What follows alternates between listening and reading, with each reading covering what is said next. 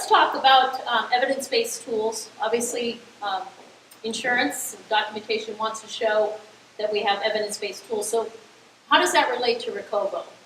Let's start with functional reach. Obviously, that's one of our old tools that we know if they're at a certain measure, they're going to be more at risk for falls.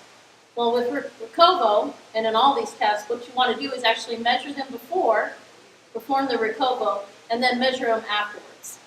Sometimes it takes 2 to 3 sessions, but you can see the difference as they're improved. The thing to remember, though, is that these patients are going to be compliant in doing it, and they're going to be working on functional reach without even thinking about it, which helps with that intrinsic feedback. But the most important thing is they're going to be participating in therapy. You're not going to be fighting with them. So functional reach, right? We're standing on our line, our hand is out. We're going to measure them before, right? They're going to reach. We're going to see where their measure is, record it. Then we're going to take that same tool with Recovo, and they're going to actually use the wand to actually draw with Recovo, and they're going to be working on functional reach, doing weight shifts, etc., not realizing that's what you're hoping for at the end of the session. Measure the functional reach and see if it's improved. So one of our evidence-based tools a lot of us use, especially in the home, is sit to stand. So on sit to stand, I don't know about you, but when I'm asking a patient to do it repeated times, they get tired with that same old, I know that therapist wants me to do it 10 times. First of all, they should do it till the point that the last 2 are hard to do with good form. That's what our research says as far as actually strengthening the muscle. How about if we engage them with Recovo, and they're doing the sit to stands as they're participating, doing the artwork and moving this sensor so that they're not aware that they're actually pushing themselves a little bit more than they would have done had they just been focusing on going from sit to stand.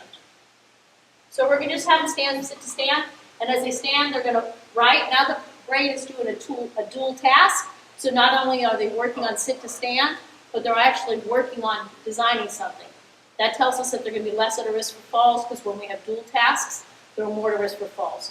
So your client, you're going to measure their sit to stand before, then you're going to do it during the Recovo session. You're going to have them drawing and have them sit back down. You're going to do it again, have them stand, sit back down, so on. And then when they're done, we're going to measure the difference from when you had Recovo versus just sit to stands. So how about another one of our tools that we use to demonstrate that we're making a difference for these patients? Because that's what the insurances want to know, right? So single leg stance, how long can that client stand on one foot? As we know, if it's less than 5 seconds, they're more at risk for falls. Well, if they're practicing the Recovo and they're actually drawing something as they're standing on one foot, first of all, we're doing dual tasks, which demonstrates that they're able to do more than one thing at a time, and that decreases their fall risk, but also engages their brain so that they're standing for a longer period of time. And as they're using the Recovo, they're actually concentrating on that versus how long they're standing. So we're actually getting a longer single leg stance. Measuring them before, doing the Recovo, and then measuring them after.